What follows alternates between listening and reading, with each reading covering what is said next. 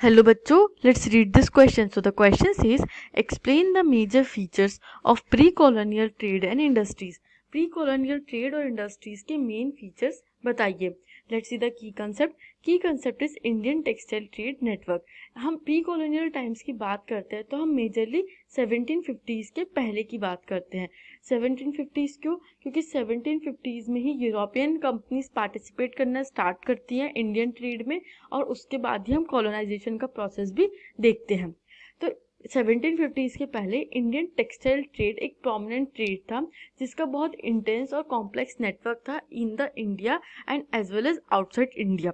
Let's see the pointers. First point is major goods. Before the age of machine industries, silk and cotton goods from India dominated the international market. Indian textile was of finest quality and traders competed for it. Machine age के पहले India के silk और cotton goods की बहुत ज़्यादा demand थी international market में.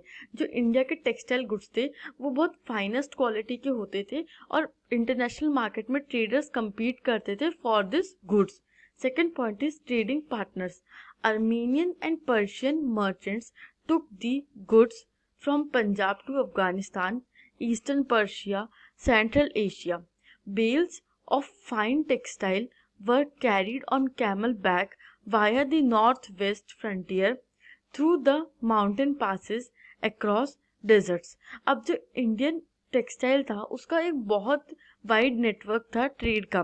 जो सिल्क और कॉटन प्रोड्यूसर्स थे वो इंडिया से होते हुए अरब की तरफ जाते थे एंड फ्रॉम अरब वो यूरोप की साइड जाते थे. तो मेजरली आर्मेनियन और पर्शियन मर्चेंट्स कैरी करते थे अब पंजाब से अफगानिस्तान की तरफ, ईस्टर्न पर्शिया और सेंट्रल एशिया की तरफ गुड्स को.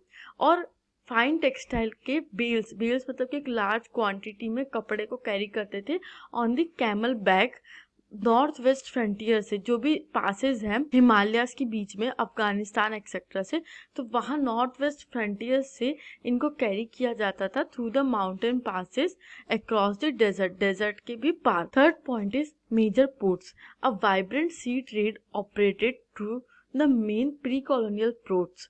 सूरत on the Gujarat coast connected India to the Gulf and Red Sea.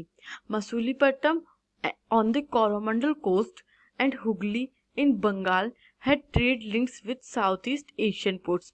अब ऐसा नहीं है कि सिर्फ लैंड रूट से ही ट्रेड चल रहा था, एक वाइब्रेंट सी रूट से भी ट्रेड ऑपरेट कर रहा था.